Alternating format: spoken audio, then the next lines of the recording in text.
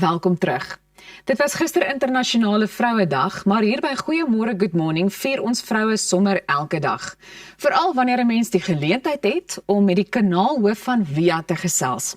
Wat 'n voorreg om die formidabele en dinamiese Azilia Morkel te verwelkom, wat nou aanlyn en vanuit die Kaap saam met ons kuier. Azilia, Goeiemôre Good Morning en hartlik welkom.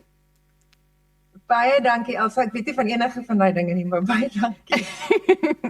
Altyd so beskeie, maar ek gaan nou sommer dadelik met die deur in die huis val. Hoekom is dit belangrik dat vroue gevier word? Kyk, jy weet ek hou baie van enige iets vier, en kom ons kyk nou, hoekom vier 'n mens iets? Jy doen dit gewoonlik omdat iets goed is, of omdat dit gewaardeer word, en dit is presies wie vroue is. En internasionale Vrouedag het eintlik al begin in die vroeë 1900s, ek weet nie of mense dit weet nie, toe vroue moes veg vir gelyke stemreg, vir gelyke betaling, billike werksure, en met tyd het dit ontwikkel tot iets waar ons regtig vroue se prestasies ook kan vier, terwyl ons nog steeds beklei vir van daai dinge. Maar vroue speel soveel rolle by die werk, by die huis, in gemeenskappe, en baie daarvan gebeur stil agter die skerms. So wanneer ons vroue vier, dan erken ons daai bydra en ons herinner net mekaar aan hoe waardevol ons is. Ek dink jy som dit baie mooi op. Nou, ek het 'n voeltjie oor fluit dat jy 'n groot aanhanger van Frida Kahlo is. Waarom vind jy hierdie Meksikaanse skilder so inspirerend? Ja, Frida is maar 'n pragtige kleurvolle vrou. Sy was altyd ongelooflik eerlik oor haar lewe. Die goeie en die slegte daarvan, die blomme op haar kop met die unibrow. Sy het gepraat oor pyn, oor liefde en oor identiteit. Sy het nie probeer om perfek te wees nie. Sy was net radikaal haarself. En ek vind dit nogal inspirerend, want dit gee vir jou toestemming om jou eie storie te leef en om dit te aanvaar en dit te vertel, want daar's altyd nog iemand wat daarbey gaan baat. Absoluut. Nou, watter ander vroue het jou op jou lewenspad geïnspireer en of inspireer jou nog steeds? Dit gaan nou klink soos 'n cliché, maar ek moet sê my ma, en dan ook dan maar my suster, want sy het net oorgevat waar my ma gestop het.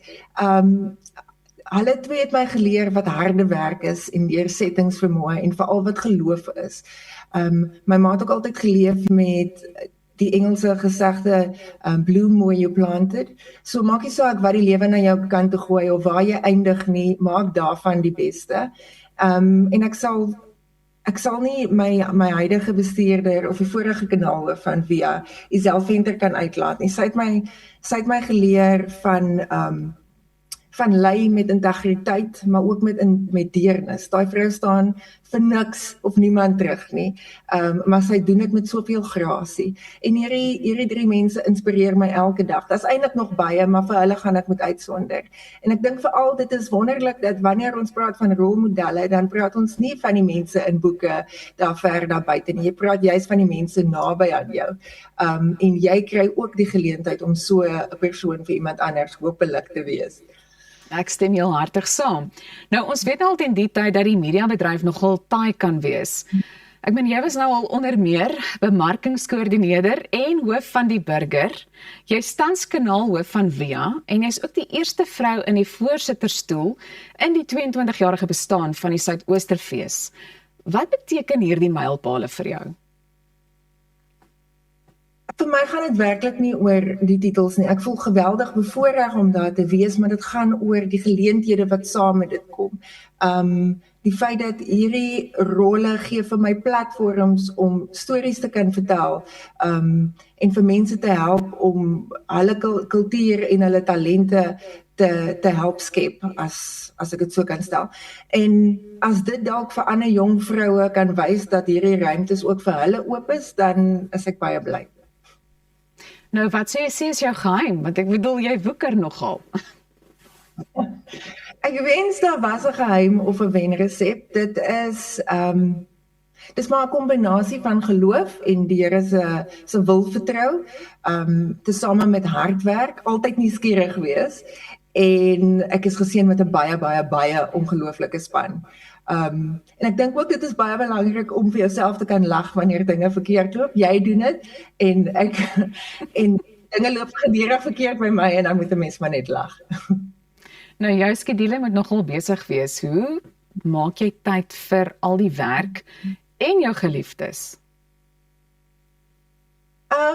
Ek wil sê jy moet doelbewus wees met jou tyd. Dit is seker die regte ding om te sê en ek probeer om so te wees, maar mens kry dit nie altyd reg nie en ek dink is net so belangrik om jouself te vergewe wanneer jy dit nie reg kry nie.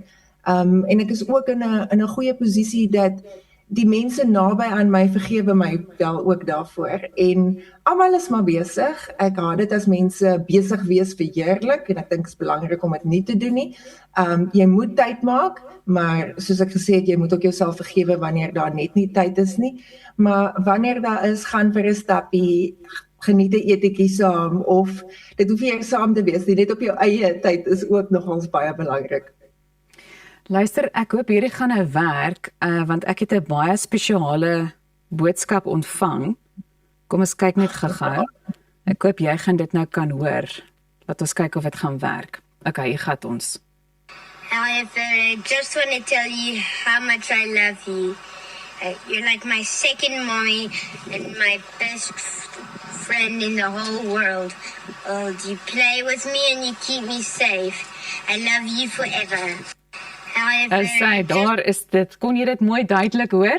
Dis klein Alexander wat vir jou 'n spesiale boodskap gestuur het.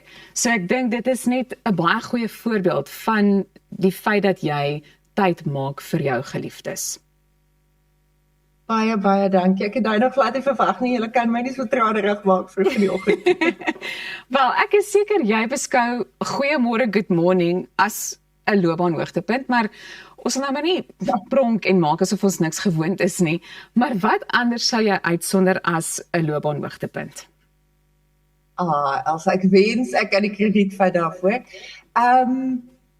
Ek dink om dit saam te vat, daar's baie, maar as 'n mens die geleentheid kry om die werk te doen wat toe ek die eerste keer in graad 11 by die Media 24 gebou instap, het ek gesê ek wil eendag hier werk.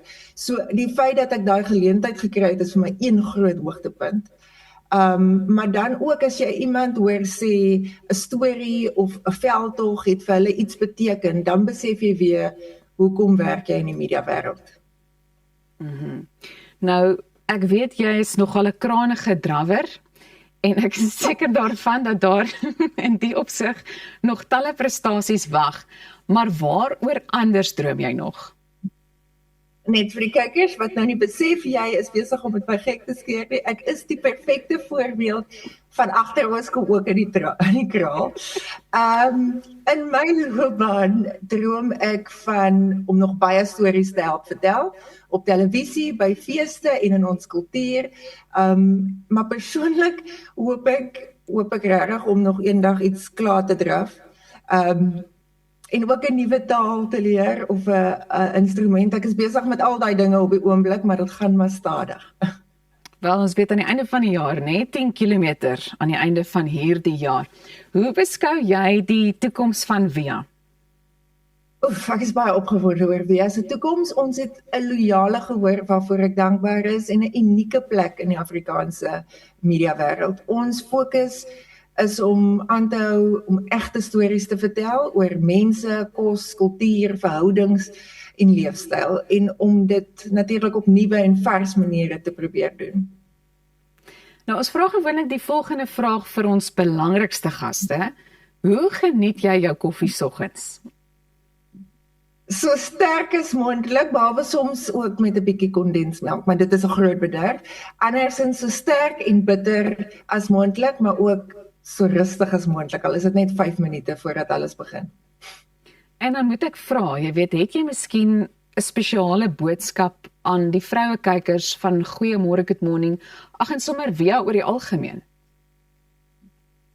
Ek dink, ek wil net sê dankie vir die stories wat julle leef en die krag wat julle bring na julle families en gemeenskappe, al besef julle dit nie altyd nie, onthou daar's 'n plek vir elkeen van ons storie, vergewe jouself vir die dinge waarby jy nie uitkom nie, en gaan bederf jouself die naweek.